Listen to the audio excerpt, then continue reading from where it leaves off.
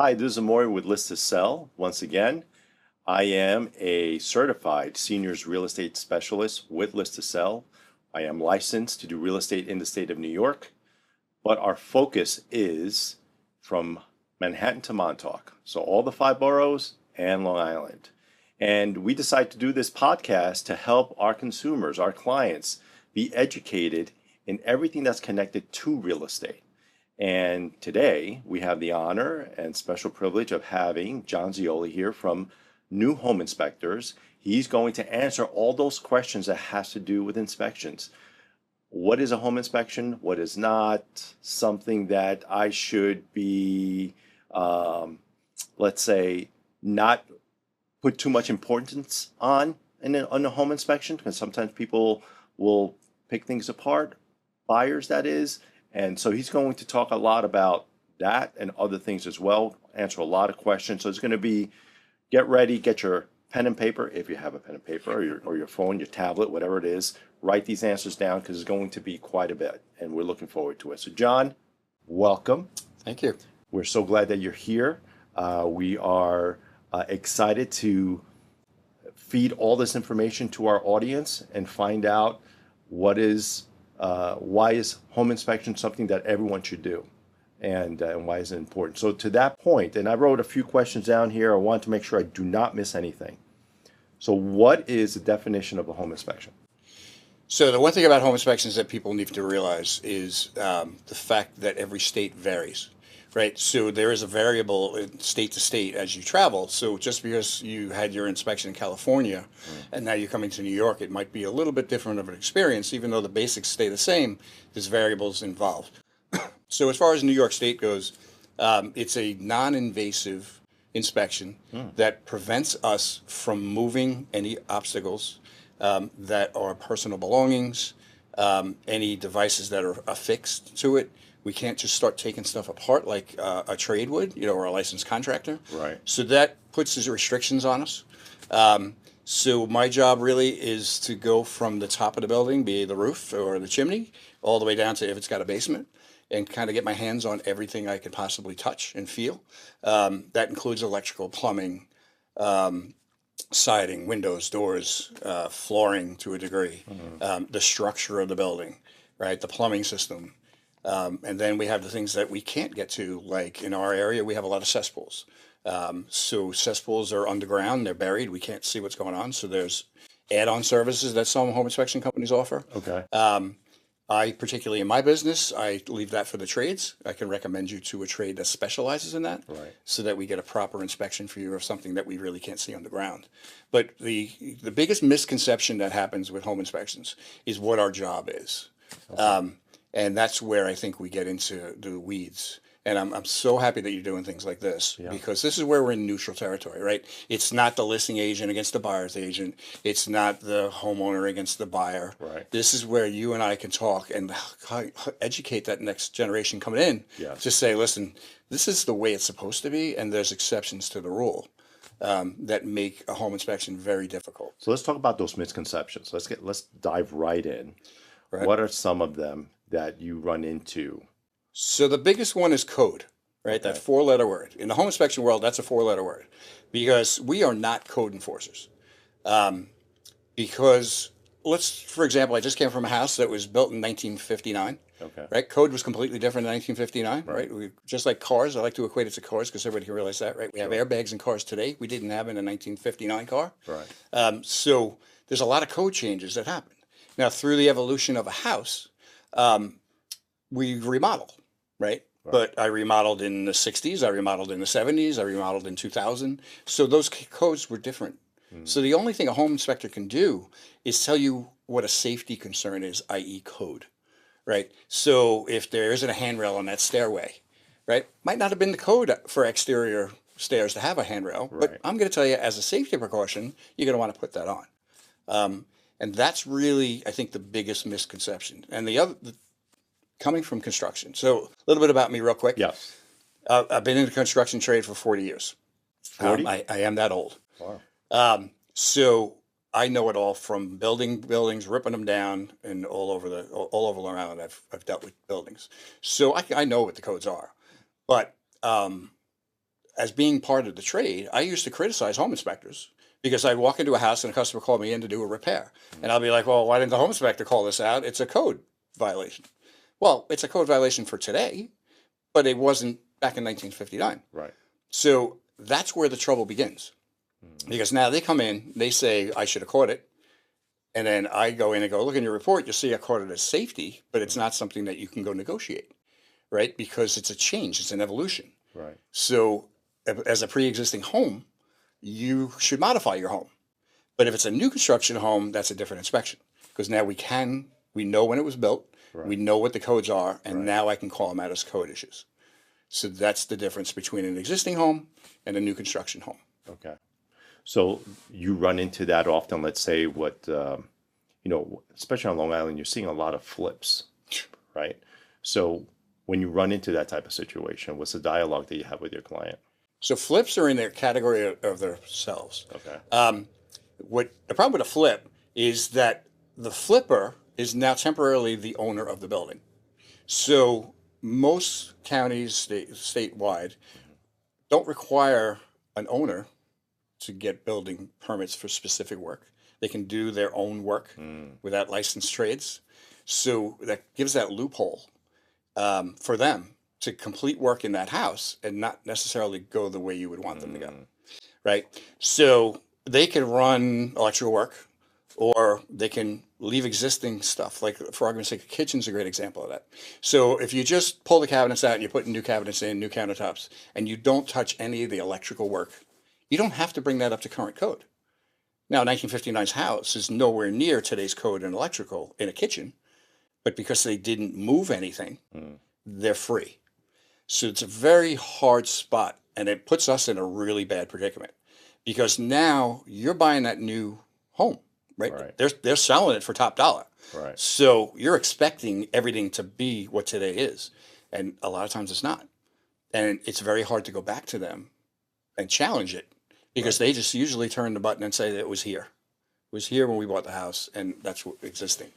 And to that point, I'll say what's even more difficult is when you have a flip, which is such a hot commodity in today's real estate market, the builder or seller might say, all right, you're bringing this to light. I'm going to go with someone else because I have X other offers that are sitting behind you. So that's where my heart goes out to the buyer, because the buyer, and I know your job is you're bringing things to light, and the buyer's in a position where now they have to make a really tough decision is, do I want to pursue this or not? And that's something that they really have to think about. So what type of inspections are there? Home inspections. So there's a multitude of inspections. Okay. First, we'll talk about regular, like, home inspections. So regular home inspections, you have a buyer's inspection. So that means you're about to buy the house. You want me to walk through the house, give you a list of defects or things that need to be improvement of your home, give you that report, and move on and make your decision on whether you're buying the home. Then there's a maintenance inspection, which means I'll come through the house. You've lived in it for 25 years, had a lot of trades come and go, and you don't kind of know what the condition of the overall house is, and I'll walk through the entire house as if you were buying it and give you another inspection. And then you have what they call a pre-listing inspection.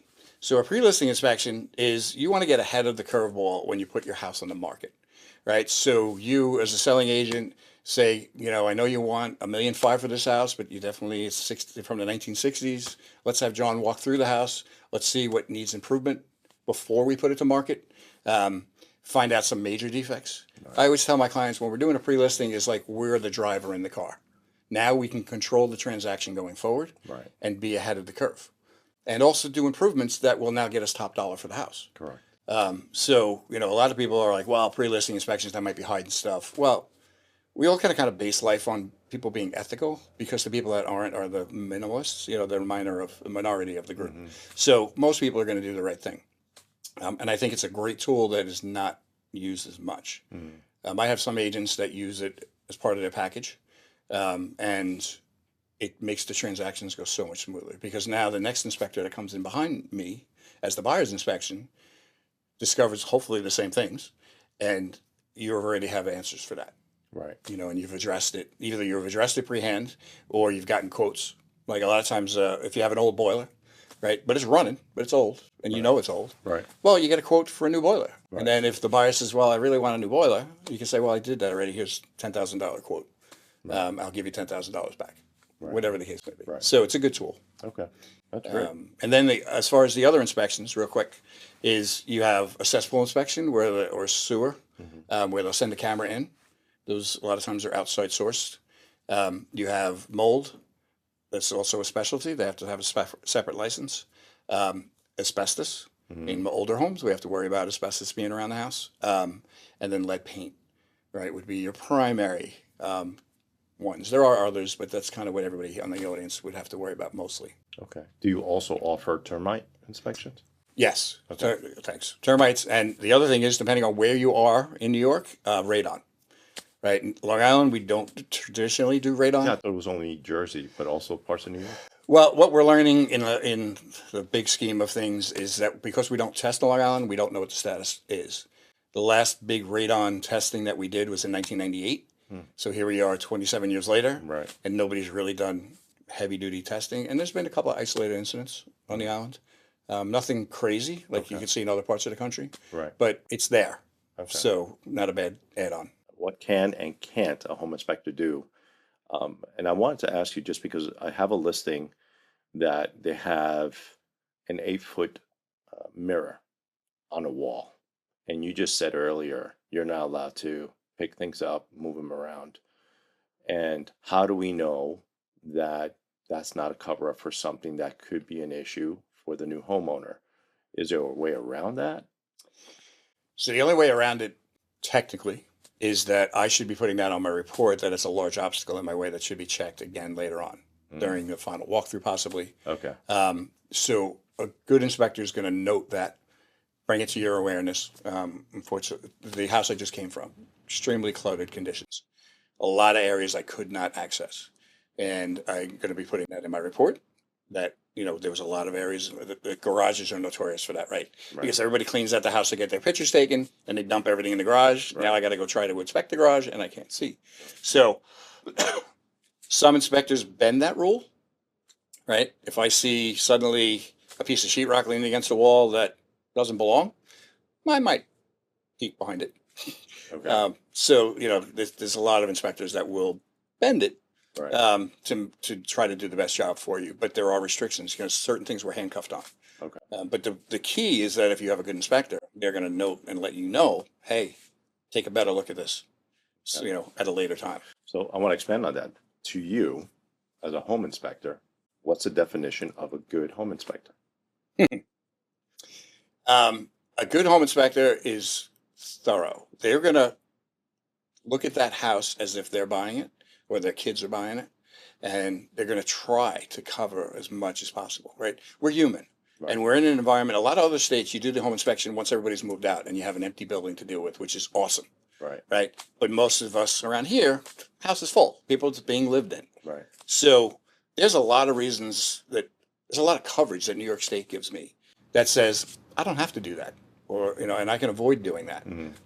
I could go into a crawl space or stick my head in the crawl space and be like, nah, too many spiders in there. It's a dangerous situation. And New York State says it's okay. You don't have to go in there, but make sure you tell somebody. But that's not the right job, right? You want the guy that's going to, or gal, that's going to crawl into that crawl space. And because that's where things happen that nobody goes. Right. Attics. There's so many people out there in the industry that take their camera and put it up in the scuttle hole and snap a couple of pictures. And you're not doing the right thing by your client. This is the biggest purchase they're going to make in their life, period. So it's our job to make sure that I can give you as much data so that you can make a good decision. Right. The change in the reports, it used to be a negotiating tool. It's now a financial report. That's how I explain that to my client. So how do you bring things to light where, and this is what I tell my clients, I said, unless you're buying a new construction, you should expect items to come up in the home inspection, right? And what I tell them is, so there's two ways to go about it. Either A, you're going to have the homeowner fix it, and it's something that they've been living with for the last 20 years, and they're going to do it with the anticipation that they're leaving the house. Or B, you do it, and you do it the way you feel it should be done. And that's where I tell my clients, because I just had a home inspection not too long ago, and that's what I said to them. A couple things came up, nothing, but I said, these things, do you want to bring it to now the sellers, or do you want to take care of it? Know that's being taken care of the right way. And that's the avenue they decided to take, which is the avenue I would take. Right. Right. So how do you bring things to light without making people feel like this is way too much or too big, and it really isn't? How do you do that? That's called an alarmist, right? They real estate agents in general, nothing personal, don't like alarmists, and I don't blame them, right? Because majority of the time we don't need to be alarmists, right? We need to be educators, and that's the way I look at it, right? I want to be an educator, so I want you to understand that I do 600 houses a year, and I've seen this in 75% of the houses I've seen. It's been in place for 5 years, but I want you to improve it. But it's not the end of the world, right? So it also depends on the house, right? So if you walk into a house, it's pristine. The owner's ready to hand you every maintenance schedule that they've ever done. They've done all their maintenance on point. Then something comes up, you probably want to let that person fix it, right? Because they've done right by the entire house. Right. You walk into the house, 15 dogs, clutter everywhere, everything's dilapidated. You don't want them fixing it because they're going to go out and get that Flex Seal and start spraying that hole that's leaking, right? And that's going to be a bad thing. Right. So I rate my decision based on when I walk in that house, how I want my clients to deal with that. That's good. Okay. How long does a home inspection usually take? Every inspector is different with this one. My general rule is every 1,000 square feet is what it's going to take an hour, Okay. typically. That's a good gauge. And it depends on the condition of the home, right? So we have a saying in the industry that says, big houses, little reports, little houses, big reports. And the reason for that is when you have a big home, let's talk about multi-million-dollar houses. These people have the funds to hire people, have people on staff, and they're constantly maintaining their house. When you're in the lower end homes, most people, it's their first home. They're struggling just to have the home. And they put off things that they can't afford until later on. So that makes my list much bigger. Now, it might be a lot of nickel and dime kind of repairs, but those are the things that scare people away, right? Because you open up your report and it's 55 pages, right? So going back to the time, there's inspectors that will walk alone and do their inspection. So that can make it a little quicker, Yep. right? Because you're not trying to explain things. I believe in having my client next to me if I can, because what I write down in paper is there to protect me. What I'm going to tell you in person is going to be reality. So I'm able to let you understand the gauge of the problem before you read it. So that may take me a coach longer, but I've gotten it down to, I've been doing this for 10 years. I got this down to a very good routine that we keep walking and I'm showing and walking and talking and we're fine. Right. Some inspectors get hung up on that point and they'll stand in the kitchen talking to them for an extra 15 minutes about one topic, like, the fan doesn't vent outside and you're wasting all this time. So that person could take 3 or 4 hours on that same 2,000 square foot house. So really it's conditions of the home that can make me deviate in that time frame, but as a general rule of thumb, 2 hours for a 2,000 square foot house is kind of normal. Okay. That's a good way to take that into consideration. So let me ask you this, and I already know the answer to this, but I want everybody else to know. So what makes you stand out as a home inspector? Two things, I believe. One is the fact that I'm thorough, right? I really want you to have a full education. And I hope that you take that report forward with you. And through the years, you improve on what's there so that you turn over a better product at the end and protect your home. Two is my vast knowledge. All right. I grew up, my first construction job was for an old timer that would not hire another trade. So I did electrical, I did plumbing, I did framing, I did tiling, I did it all because he was too cheap to pay anybody, which benefited me, right? So now when I'm looking at something, I know the severity of the problem. I also know the repair. So a lot of guys, unfortunately, go into this trade thinking it's an easy trade. Going, I can inspect homes. I've done construction. Well, yeah, if you've only framed houses, Right. you don't know how the plumbing ties into the electrical and how the electrical ties into the air conditioning. So if you can't put the pieces together, Right. so I can do that because I've done it all. And then I'm not an alarmist. I truly believe I'm an educator. I will absolutely tell you that you are in a situation where this house needs a lot of money to repair. Mm. But I will never tell you, A, not to buy it because it's not my place.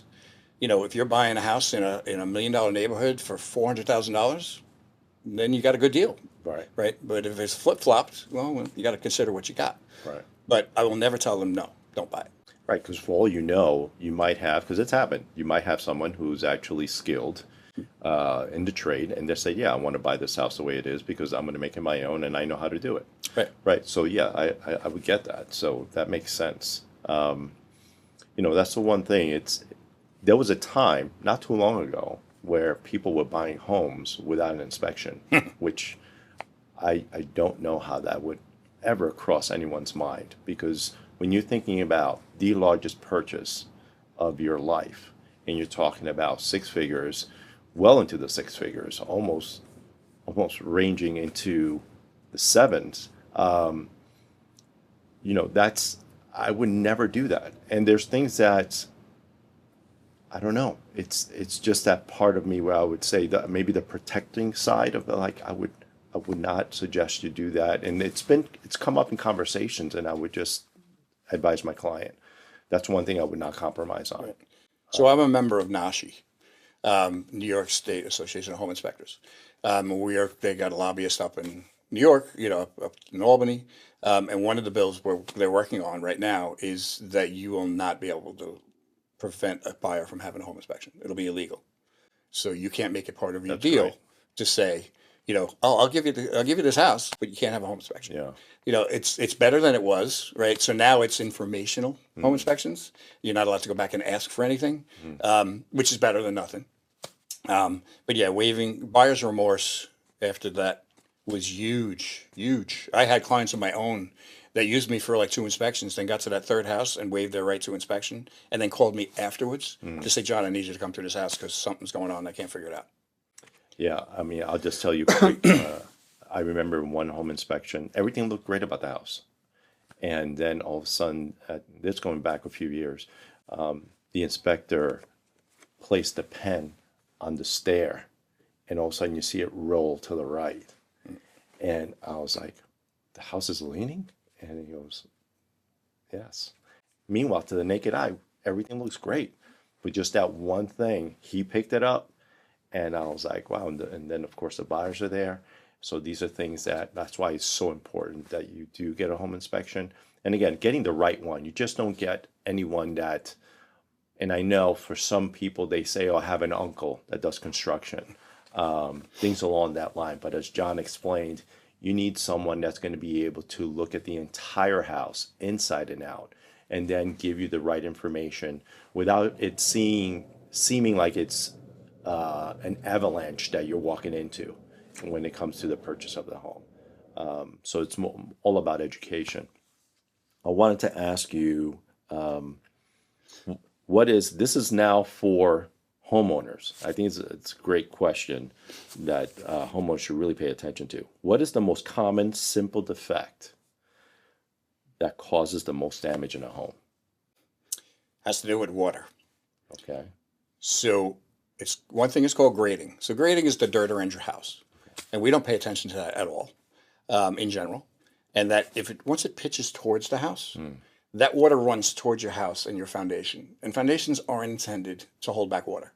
They're there to hold up your house, right? So if we put water against them, it's going to be like a dry sponge in your sink, right? It's going to just slowly suck into that water, and then you're going to get that musty smell, and you're going to get all kinds of mold issues and all kinds of other stuff. So grading, which is dirt, literally dirt cheap. The second thing, which is really even smaller, but most important, is gutter downspout extensions. So your gutters come down, you have the leaders, and then they extend out around the bottom. Right. And 9 times out of 10, you walk around the house and you'll see it's about this big. Right. So now it's depositing all that water right next to your foundation. Oh, Right. So they need to be extended away. Years ago, Grandpa used to have the blocks, right? Sometimes they were cement, stone. Right. but they only brought it about 18 inches away from the house. Right. Today we have these accordion ones at Home Depot are like $12, Yes. $15 a piece, and you can get it a couple of feet away. That's probably the biggest thing that I can give advice to people to say, go outside, look at them. Did the landscaper kick it off? Did something happened with the kids, and now you've got all this water, and the next thing it's going to do is you're going to have water in your basement because it's going to find its way under the foundation and come up through the floor when you could have fixed it for $15. Wow, that's good. That's great. I'm actually thinking about my house right now as you're saying all of this. So, little bit of a fun question. What's the most interesting home inspection you've done that maybe a chuckle came out of it? So the one story that it was both funny, creepy, and mysterious. So I'm doing a real old house, about 150 years old, and had a really tiny crawl space, probably 18 inches. So I'm doing that little G.I. Joe through, and I got my headlamp on, and I got my lights on. And I'm looking at all the stuff of spider webs everywhere, And then all of a sudden, I creep a little further, and I was looking at something to my side, and I put my hand forward, and my hand goes all the way down. And I turn back, and I look down with my flashlight, and there's this big circle, 6 feet deep, with a little ladder leaning on it. And I'm like, what the heck is this? And I'm looking closer. I learned later on that this was a cistern. It was that old of a house that this was under the house, and they had done additions. So it got buried, and I almost fell in the house, into the hole. Wow. Literally, if his hand wasn't forward, I probably would have crawled straight in. But that was definitely the most unique and fascinating. It was in pristine condition, like it was the day it was built. And it was so fascinating by me. And I could give you stories upon stories of weird things, raised toilet bowls that you literally almost need a ladder to climb on, weird things like that. But that to me was one of the most fascinating things that I ever came So I across. encourage you to maybe put those stories together and write a book, and make some homeowners or buyers laugh, because I'm sure you could come up with quite a few. And the same thing in the real estate side.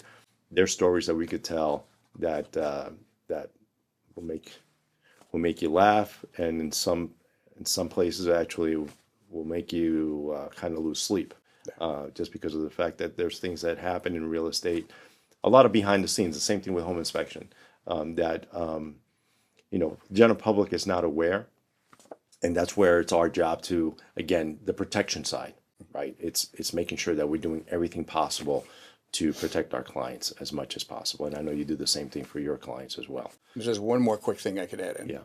When you're shopping for a home inspector, there's a couple of things that people do that need to improve. One, don't ask about price right away. Price is important, but it's the last thing you should be asking. You should ask about experience, how long they've been in business, pull up their Google reviews, and then look at how long it's going to take them to get a report back. New York State gives us 5 days. Now, in this market, you waited 5 days, you're going to lose the house. Absolutely. But that's a great point. I actually offer an interview sheet for my clients so that they get the right fit for the right inspector, because we're all different, and some fit better than others. So now that you brought that up, your average turnaround time in regards to getting the report back, what is it usually? Same day. Really? Usually by the evening. Now, if I have a busy summer day where I'm out on the road until 9 o'clock at night, it's going to drop in your inbox at 2 o'clock in the morning, but you're getting it the same day. Wow. That's really good. And most of us now are pretty much 24 hours. Okay. Very few guys are taking much longer than that, because we know how important the report is to you to make your decision and not get outbid before you're done. Because the weird rule in New York State is everything keeps going until you sign the contract. Absolutely right. Unlike other states, where everything stops, you can do your inspections. That's right. So it's very important that we talk about that part, because I hate when people first question is, how much do you charge? Right. Because this is not one that you want to be skimping on. It's so funny because we get into the same thing, let's say, with real estate attorneys, right? So some people say, oh, I'll use my union attorney. And for us, it's a red flag. And I'll explain why. Union attorneys, great individuals, but they also are working on X number of cases, and the majority of those cases, maybe half, if you're lucky, have to do with real estate. They're working on other things. So now is trying to get a response back from the attorney. Again, if they're in court half the day or throughout the day, we're not getting a response on what we need to make sure this transaction is signed as quickly as possible. Because like you said, until all parties signed, anything can still happen. So they go the union attorney route just because it's cheaper. And this, I always give the analogy, it's like if you have a heart condition, are you going to a general doctor or are you going to a cardiologist? You're going to a specialist that's going to be able to address what you need in the best possible light and as quickly as possible. And that's where a real estate attorney comes in. So same thing with the home inspector. I would say that cost should not be the one thing. If anything, I would say they're so important because you're making the biggest investment in your life. So pick the right person based on the experience, who they are, how thorough they are, and not what they charge.